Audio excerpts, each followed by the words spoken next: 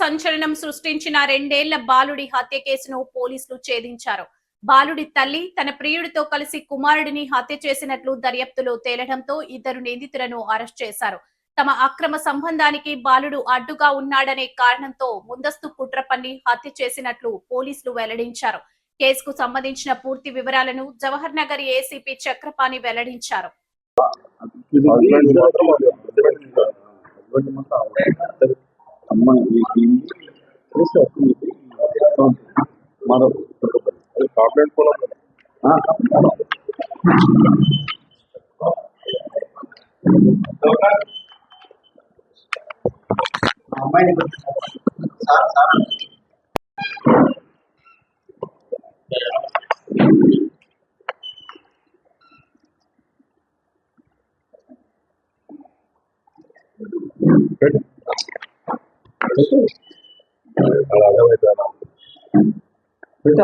సొంత గ్రామమైన తీగూరు గ్రామము జగదేవ్పూర్ మండలం సిద్దిపేట జిల్లాలో పూడ్చిపెట్టినాము. అతని మరణంలో మాకు అనుమానం ఉందని కంప్లైంట్ ఇచ్చిండు అనమాట.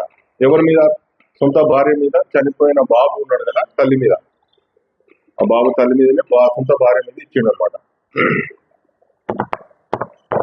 అయితే మేము ఈ కేసు ఇన్వెస్టిగేషన్ లో మేము అన్ని సాక్ష్యాలన్నీ సేకరించే క్రమంలో మనం సీసీ ఫుటేజ్లు పన్ని మొత్తం అంతా మూవ్మెంట్ చుట్టుపక్కల ఉన్న వాళ్ళు ఎక్కడైతే గ్రామంలో చుట్టుపక్కల అంతా ఎంక్వైరీ చేసి స్టేట్మెంట్స్ తీసుకుంటే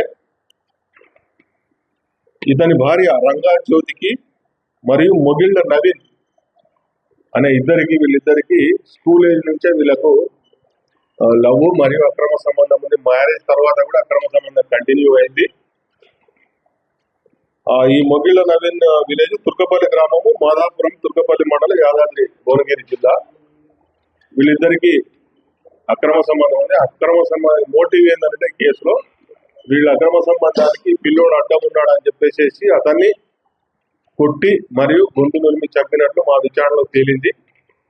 తర్వాత మొన్న 19/6/2026 సంవత్సరంలో ఈ తీగురు గ్రామం వెళ్ళి వాళ్ళ పొలంలో పూర్తి చేసిన ఈ అబ్బాయి డిసీజ్డ్ అంటే చనిపోయిన ఈ బాబు ఉన్నాడు కదా రంగా హరికృష్ణ ఇతని తీసి ఎంఆర్ఓ మరియు టీమ్ ఆఫ్ డాక్టర్ సమక్షంలో పోస్ట్ మార్టం నిర్వహించి ఆ తర్వాత మళ్ళీ డెడ్ బాడీ వాళ్ళకి అప్పగించడం జరిగింది.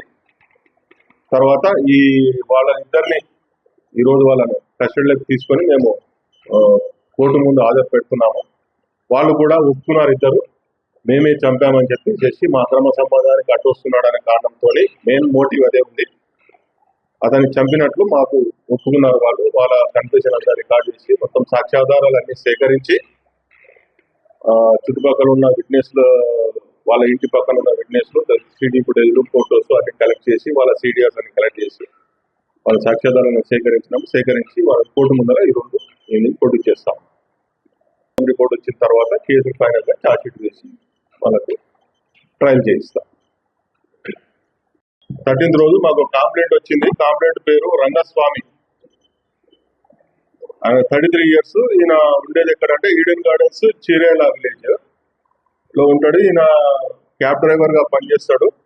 ఇతని కుమారుడు master Ranga Harikrishna age about ఒక 2 years ఉంటాయి. ఇతడు అనుమానాస్పద స్థితిలో మరణించిండు.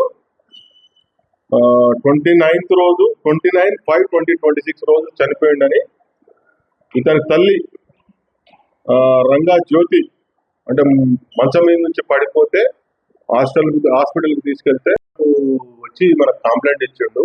అంటే ఫస్ట్ భర్తను, తర్వాత చుట్టాలను, విలేజ్ వాళ్ళందరినీ నమ్మించింది తల్లి. మంచం మీద నుంచి పడిపోతే నేను హాస్పిటల్కి తీసుకెళ్లాను, హాస్పిటల్ ట్రీట్మెంట్ అడిగి తీసుకోగానే డాక్టర్లు చెప్పారని భర్త కూడా నమ్మించింది. భర్త క్యాబ్ డ్రైవర్ కదా, మార్నింగ్ వెళ్ళిపోతాడు, నైట్ వస్తాడు తాను. అట్లా చుట్టాలను, విలేజర్స్ అందరు నమ్మించారు. అందరూ అట్లా పిల్లోడు చిన్నపిల్లాడు కదా, మంచం మీద నుంచి పడిపోయాడు మీద దెబ్బ తగిలి చనిపోయాడు అని అనుకున్నారు వాళ్ళు.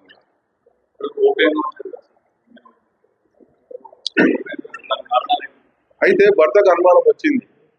భార్యతో మాట్లాడతారు కదా, వాళ్ళ భార్యతో కంటిన్యూస్ గా మాట్లాడే క్రమంలో వాళ్ళకు ఆమె చెప్పే జవాబులు కొంచెం పొందలేని జవాబులు చెప్తా ఉన్నందువల్ల అతనికి డౌట్ వచ్చింది ఎందుకో భార్య మీద వచ్చి అతను కూడా ఎంక్వైరీ చేసుకున్నాడు. ఇంటి దగ్గర కూడా ఎంక్వైరీ చేసుకున్నాడు.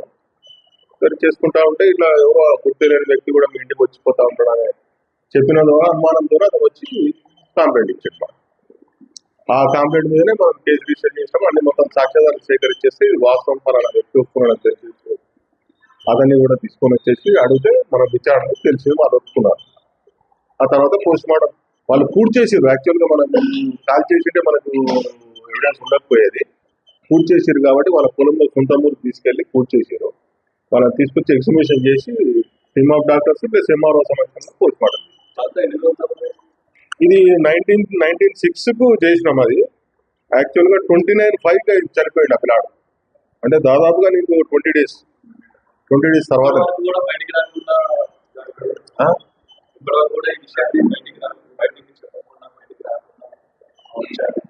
ఏదంటారు 13 రోజు ఇచ్చారు కదా కంప్లైంట్.